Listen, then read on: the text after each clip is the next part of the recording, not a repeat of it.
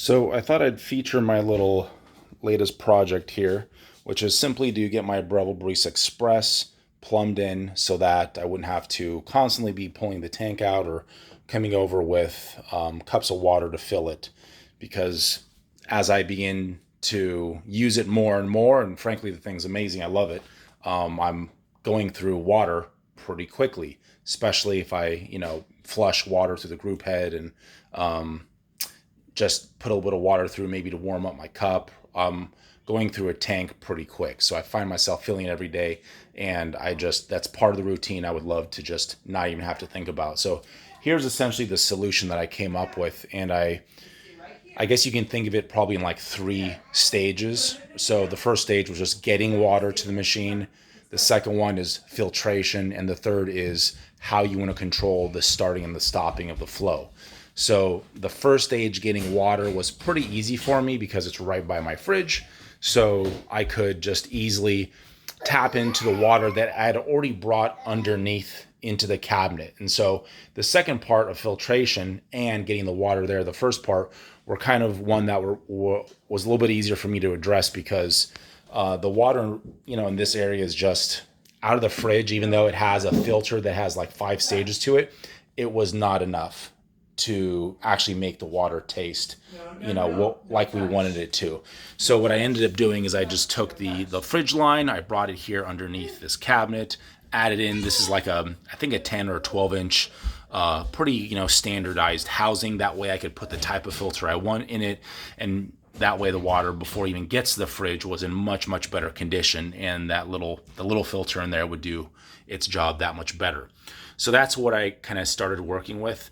And if you don't have anything like this, and I would imagine most people wouldn't have done something like this, but you can find an inline filter. So this is just a 1/4 inch plastic tubing, and I believe you can get filters that just fit in this line here. So depending if you have a traditional braided line, like you can kind of see next to the housing itself, or this plastic line, you would just need to have what do they call it? It's like an angle stop with an on and off valve. As you can see here, there's a whole bunch of fittings because these housings they're threaded for brass, and most of your water line will be compression fittings, and so those threads are a little bit different. So have fun at your big box store trying to figure that all out. As you can see, there's like a whole bunch of connections. I'm not a plumber, but this is what I found works. So anyway, so there's my water, there's the filtration, and it was everything from this line all the way to the tank came in a kit. So I got this, I don't know what it is, maybe like 6 feet of 1/4 inch plastic tubing all the way to this float valve in the tank itself. So that was really handy. I don't remember how much it was, like $12 or something. And I had to finagle with it just a little bit because these two large indentations in the back are rather large. I mean, they're these things, I don't know why they made them so big, but it really doesn't give this float valve very much room to move. I mean, that's it right there. That's as much I could rig it up because it can't obviously go lower and it has to turn on. And I don't want to go any higher. That's where I had to kind of stop it because enough water has to surround that ball so that so it can turn it off and it doesn't really, go past that max fill.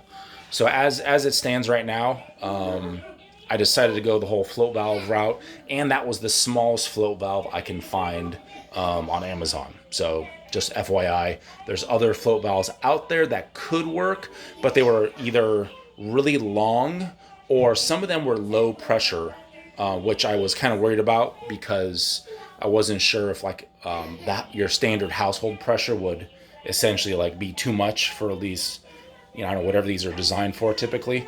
So let me just turn it on real quick. I made a couple lines here to just play around with how much pressure came out. And what you'll see here is it's probably going to kick on pretty quick because, again, there's not a lot of movement for this. And you have to have it stop at some point, right? And you need to have it kick on before the ball actually hits the top of this indentation.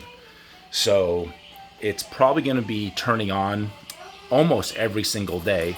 And I was hoping to find something a solution where the bulb was even narrower, so it could actually squeeze in between the indentation and the back end of this tank.